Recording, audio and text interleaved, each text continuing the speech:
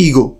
এই ইগো জিনিসটা কিন্তু বড়ই কঠিন একটি জিনিস, যা বহুদিন ধরে যত্ন নিয়ে গড়ে তোলা কোনো মধুর সম্পর্ককে নিমেষের মধ্যেই ভেঙে টুকরো টুকরো করে দিতে পারে।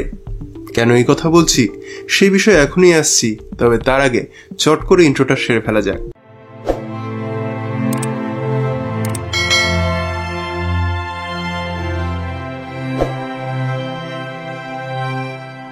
হ্যালো বন্ধুরা, বিএম বুক রিভিউর একটি নতুন এপিসোডে সকলকে স্বাগত জানাই। আজকে আমি বইবন্ধু পাবলিকেশন থেকে প্রকাশিত হওয়া মিথিল ভট্টাচার্যের লেখা একটি সম্পূর্ণ নতুন বই আহ্বান নিয়ে আলোচনা করতে চলেছি। প্রথমেই আগে বইটির বিষয়বস্তু একটু নন স্পয়লার ভাবে আপনাদের সামনে তুলে ধরি। বহু বছর আগে আলফা ড্রাকোনিস বলে একটি নক্ষত্র বা তারা ছিল, যা কিনা প্রাচীন মানব সভ্যতার দিশা নির্ধারক ছিল। পৃথিবীর বিভিন্ন প্রান্তের মানুষের দৃষ্টি এসে মিলে যেত এই প্রাচীন নক্ষত্রে। তাই এই নক্ষত্রের নামে বর্তমান পৃথিবীতে একটি জনপ্রিয় সোশ্যাল মিডিয়ায় গড়ে ওঠে একটি ছোট্ট সিক্রেট গ্রুপ। এই গ্রুপে মিলিত হয় পৃথিবীর বিভিন্ন প্রান্তে ছড়িয়ে ছিটিয়ে থাকা 9 জন অজানা মানুষ। ভার্চুয়াল জগতের মায়ায় নাকি তার থেকেও বড় কোনো শক্তির রসিকতায় জুড়ে গিয়েছিল এই 9 জন মানুষের জীবন। তার থেকেও বড় কথা, সবকিছুর যেমন শেষ আছে, তেমনি এই 9 জীবনের শেষও কি এই ভার্চুয়াল জগতেই হবে, নাকি তাদের সামনে খুলে যাবে নতুন কোনো অনন্য দ্বার? জানতে হলে পড়তে হবে মনস্তত্ত্বের উপর লেখা এই উপন্যাসটি। মিথিলবাবুর লেখার সম্পর্কে আমি বেশ ভালো কথা এর আগে শুনেছি। ওনার লেখা পরাহত ভাগ্যনায়ক, নাশ্বতপুত্র খুবই চর্চিত দুটি পৌরাণিক কাহিনী। আমার যদিও এটাই ওনার লেখা প্রথম পড়া। তো কেমন লাগলো তার এই উপন্যাসটি, আসুন আলোচনা করা যাক। সেই বিষয়ে বলতে গেলে প্রথমেই আগে যেটা বলে নিতে হবে সেটা হলো কাহিনীর পজিটিভ দিকগুলির বিষয়। প্রথম পজিটিভ পয়েন্ট হলো লেখকের লেখনী।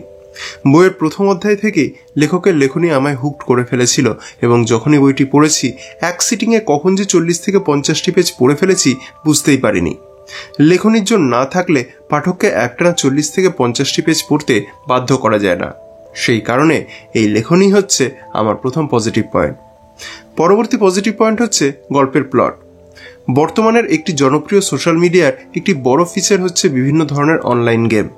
স্মার্টফোনের অ্যাভেলেবিলিটি এবং ইন্টারনেট সস্তা হয়ে যাওয়ার দরুন 8 থেকে 80 সকল বয়সের মানুষেরই কোনো না কোনো সময় এই অনলাইন গেমগুলি খেলার সুযোগ হয়েছে। আর সেই গেমগুলিকে কেন্দ্র করে বিভিন্ন গ্রুপও ক্রিয়েট হয়, যেখানে গেম পাগল মানুষেরা জমা হয়। সেই রকমই একটি বর্তমান বিষয়কে কেন্দ্র করে এই গল্পের প্লট নির্মিত হয়েছে। তারপরে সেখানে কি করে মানুষের মনস্তত্ত্ব যুক্ত হচ্ছে সেটা জানতে গেলে এই কাহিনী পড়তে হবে। লেখক এখানে এই দুটি বিষয়কে এত সুন্দর করে ব্লেন্ড করিয়েছেন যে পড়তে অসাধারণ লাগে। সেই কারণে গল্পের প্লট আমার কাছে একটি plus point. Next positive point হচ্ছে প্রাঞ্জল এবং সহজ সরল ভাষার প্রয়োগ।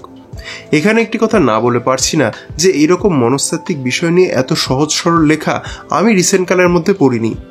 যেখানেই মনস্তত্ত্ব বিষয়টি ঢুকেছে সেখানে একটু হলেও লেখার জটিলতা ঢুকেছে। কিন্তু এই কাহিনী পড়তে গিয়ে একবারও মনে হয়নি যে বিশাল কোনো জটিল লেখা পড়ছি, বরং মনে হয়েছে যে খুব সাধারণ কিন্তু কোথাও গিয়ে একটা অসাধারণ লেখা পড়ছি, যেটা পড়তে গিয়ে মাথার উপর কোনো রকম কোনো প্রেশার পড়ছে না। লেখকের লেখার ফ্লোতে খুব সুন্দর করে যেন বয়ে যেতে পারছি। তার জন্য লেখককে কুর্নিশ জানাতে চাই। সেই কারণে এই প্রাঞ্জল এবং সহজ সরল ভাষার প্রয়োগ আমার কাছে একটি প্লাস পয়েন্ট। পরবর্তী পজিটিভ পয়েন্ট হলো চরিত্রগুলির ডেভেলপমেন্ট। এখানে যে 9টি চরিত্রকে দেখানো হয়েছে তাদেরকে এত সুন্দর করে সৃষ্টি করা হয়েছে যে প্রতিটা চরিত্রকে জীবন্ত মনে হয়, এবং যেন মনে হয় যে এদের কাউকে কাউকে যেন আমাদের খুবই চেনা। প্রতিটা চরিত্রকে সময় নিয়ে বিল্ড করা হয়েছে বলেই যখনই 9 জন একত্রে এক জায়গায় কথা বলছে তখন এক মুহূর্তের জন্য কাউকে গুলিয়ে যায় না। হ্যাঁ, হয়তো কাহিনীর খাতিরে কেউ একটু বেশি স্পেস পেয়েছে, আবার কেউ একটু কম পেয়েছে, তবে প্রতিটা চরিত্রই যে গল্পের শেষে একটা রেস ছেড়ে যাবে তাতে কোনো রকম কোনো ডাউট নেই।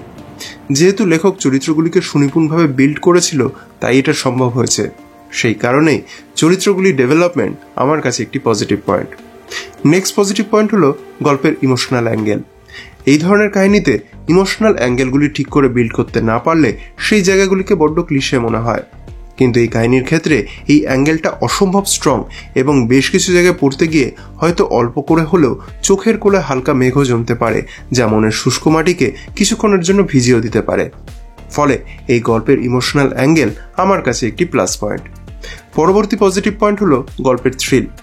হ্যাঁ, এই গল্পের থ্রিলও রয়েছে, কিন্তু সেটা বিবরণে নয়, সেটা বিল্ড করা হয়েছে একে অপরের কথোপকথনের মাধ্যমে, এবং সেটা এতটাই থ্রিলিং যে সেই পোর্শন আসলে যতক্ষণ না সেটা শেষ হচ্ছে কাহিনীকে ছেড়ে ওঠার একদমই ইচ্ছে করে না। সেই কারণে এই গল্পের থ্রিল আমার কাছে একটি plus point. Next plus point হলো ছোট ছোট চ্যাপ্টার।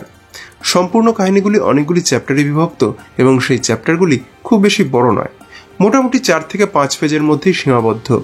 যদিও কিছু কিছু চ্যাপ্টার তার থেকেও বড় হয়েছে, কিন্তু সিংহভাগই এরকম ছোট। এবারে লেখনী এতটাই ভালো এবং এনগেজিং যে একটা চ্যাপ্টার যে কখন শেষ হয়ে যাচ্ছে বোঝাই যায় না। আর যেহেতু তাড়াতাড়ি চ্যাপ্টার শেষ হয়ে যাচ্ছে বলে মনে হয় যে নেক্সট চ্যাপ্টার পড়েই নি, ফলে এই ছোট ছোট চ্যাপ্টারে ভাগ আমার কাছে একটি প্লাস পয়েন্ট। পরবর্তী পজিটিভ পয়েন্ট হলো গল্পের এন্ডিং। হ্যাঁ, এমন নয় যে আমরা লাস্টে বিশাল কোনো চমক পাই, তা সত্ত্বেও শেষে এসে লেখক এমনভাবে শেষ করেছেন যেন মনে হয় এর থেকে বেটার কিছু সত্যি হয়তো হতে পারতো না। নিজের অজান্তেই পাঠকের মনে একটা স্মাইল চলে আসে, যদিও তার মধ্যে থাকে না, সেটা রিভিল করব না, সেটা হয়তো একটু হলো স্পয়লার হয়ে যেতে পারে। এবারে নেগেটিভ পয়েন্টে যাওয়ার আগে বইটির প্রোডাকশন কোয়ালিটি নিয়ে বলে নিই। বইটি প্রকাশিত হয়েছে বইবন্ধু প্রকাশনী থেকে। বইটির মুদ্রিত মূল্য 399 টাকা। বইটিতে পৃষ্ঠা সংখ্যা রয়েছে 209টি। বইটি হার্ড বাইন্ডিংয়ে রয়েছে এবং দাম অনুযায়ী বাইন্ডিং আমার বেশ ভালো লেগেছে। বইটির উপরে ডাস্ট জ্যাকেট আছে যেটা খোলা যায় না। বইটির পেজ কোয়ালিটি এবং প্রিন্টিং কোয়ালিটি আমার বেশ ভালো লেগেছে। বইটিতে যে সাইজের ফন্ট ইউজ করা হয়েছে সেটা পড়তে আমার কোনো রকম কোনো অসুবিধা হয়নি। এবার আসি বইটির প্রচ্ছদের বিষয়। বইটির প্রচ্ছদ করেছেন সৌজন্য চক্রবর্তী এবং ওনার করা এই প্রচ্ছদ আমার ঠিকঠাক লেগেছে, যদিও প্রচ্ছদটি কাহিনীর সাথে যুক্তিপূর্ণই রয়েছে। বইয়ের ভেতরে কোনো রকম কোনো অলঙ্করণ নেই, কিছু অলঙ্করণ থাকলে মনে হয় ভালো হতো। বইতে অল্প কিছু মুদ্রণ প্রমাদ নজরে এসেছে যেটা পড়তে আমার কোনো রকমই কোনো অসুবিধা হয়নি। এবার আসা যাক বইটির নেগেটিভ পয়েন্টের দিকে। বইটিতে কাহিনী অনুযায়ী সেরকম কোনো নেগেটিভ পয়েন্ট আমি খুঁজে পাইনি, তবে যেটা মনে হয়েছে যে চরিত্রগুলিতে ধূসরতা নেই। সবাই হয়তো হোয়াইট না তো ব্ল্যাক, যেটা রিয়েল লাইফে মানুষ হয় না। ফলে যদি খানিকটা ধূসরতা থাকতো কোনো কোনো ক্যারেক্টারে তাহলে হয়তো আরো ভালো হতো। এবারে উপসংহারে আসা যাক। আমি শুরুতেই একটা কথা বলেছিলাম মানুষের ইগো নিয়ে। এই ইগো জিনিসটা খুবই গুরুত্বপূর্ণ একটা ব্যবহার রয়েছে এই কাহিনীতে, যেটা আরো খুলে বলতে গেলে স্পয়লার হয়ে যেতে পারে।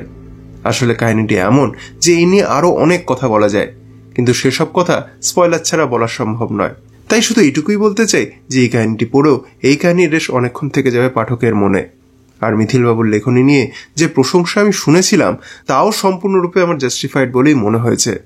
আমার সমস্ত দর্শক বন্ধু তথা সমস্ত সাহিত্যপ্রেমী মানুষদের অতি অবশ্যই এই কাহিনী রেকমেন্ড করতে চাই। তো বন্ধুরা, এই ছিল আজকের পাঠক প্রতিক্রিয়া। আপনি যদি অলরেডি বইটি পড়ে থাকেন তাহলে আপনার কেমন লেগেছে কাইন্ডলি কমেন্ট করে জানাবেন। আর আমার এই কাজ যদি আপনাদের ভালো লেগে থাকে তাহলে এই ভিডিওটি লাইক করার এবং কমেন্ট করার এবং যারা এই ধরনের ভিডিও দেখতে পছন্দ করে তাদের সাথে শেয়ার করার অনুরোধ রইল। আর হ্যাঁ, আমার চ্যানেলে যদি নতুন এসে থাকেন আর আমার কাজ যোগ্য বলে মনে হয় তাহলে আমার চ্যানেল বিএম বুক রিভিউ সাবস্ক্রাইব করে আমার সাপোর্ট করার অনুরোধ রইল। দেখা হবে পরবর্তী ভিডিওতে। সকলে ভালো থাকবেন, সুস্থ থাকবেন।